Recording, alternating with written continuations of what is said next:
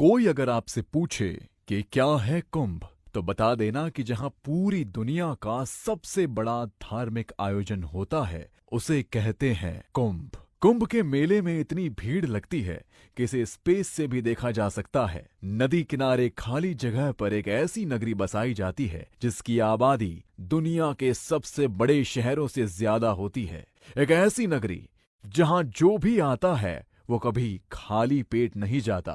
एक ऐसी नगरी जहां कोई लूटता है तो कोई लुटाता है।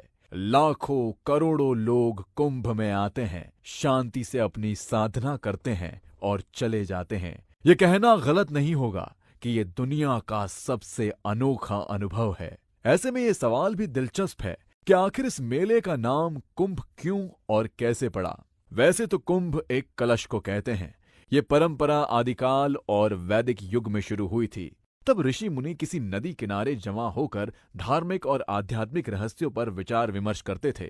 आपको जानकर हैरानी होगी कि कुंभ मेले का आयोजन धरती की सबसे बड़ी घटना है। कुंभ दुनिया का सबसे बड़ा मेला है। कुंभ के अलावा पूरी दुनिया में कहीं भी कभी भी इतनी भीड़ नहीं लगती, जहां हर तबके के लोग अपनी बचत का एक एक पैसा जोड़कर सिर्फ 2 दिन के लिए कहां-कहां से कुंभ में शामिल होते हैं। कहते हैं कि जब समुद्र मंथन के समय अमृत कलश बाहर आया था, तो उसे हासिल करने के लिए देवताओं और असुरों में युद्ध चला था।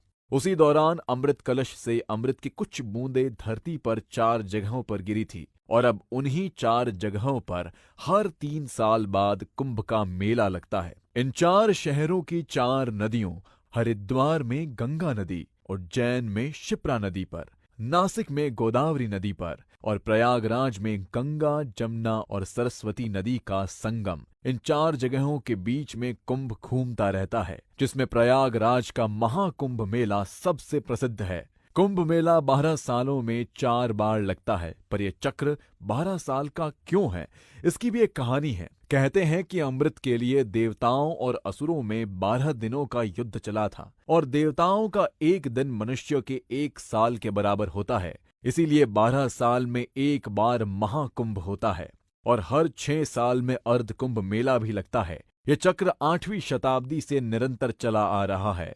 इसके अलावा 144 साल में एक बार महान कुंभ आता है। आखिरी बार महान कुंभ 2001 में हुआ था और अब कब होगा आप खुद काउंट कर लीजिए। ऐसी मान्यता है कि कुंभ के शाही स्नान के दिन अगर आप पवित्र नदी में डुबकी लगाएंगे तो आप जन्म मृत्यु के चक्र से मुक्त हो जाएंगे। यही वजह है कि दुनिया के 41 देशों की जनसंख्या के बराबर लोग कुंभ में शामिल